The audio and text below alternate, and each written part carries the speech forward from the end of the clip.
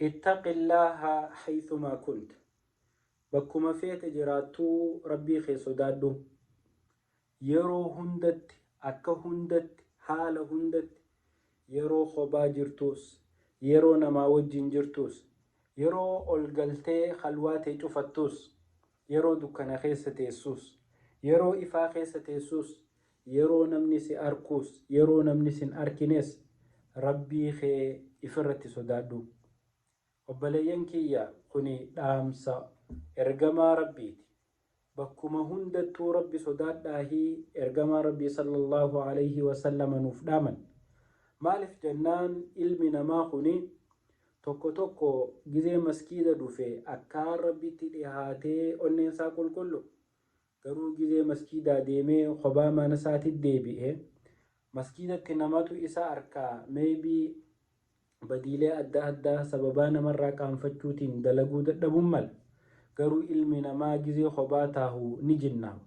Gizee kophaa taahuu sheeyxaaninis dhufee itti hasaasa.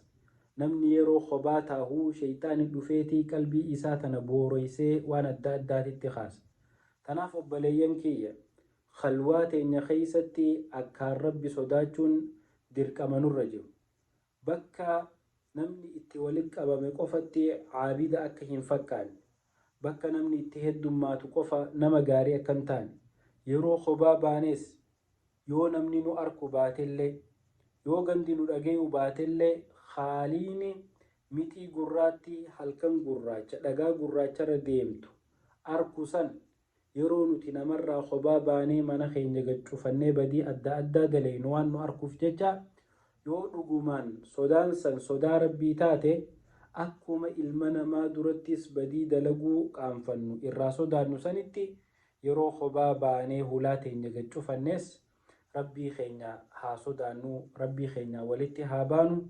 Bakkuma feete jiraattu, samiirra jiraattu, dachiirra jiraattu, bishaan keessa jiraattu, ifa keessa jiraattu, namaa wajjin jiraattu, kophaa ta'e jiraattu haala hunda keessatti rabbi haa sodaannu, rabbii keenya haa qabannu. Wassalaamu alaikum warahmatullaahi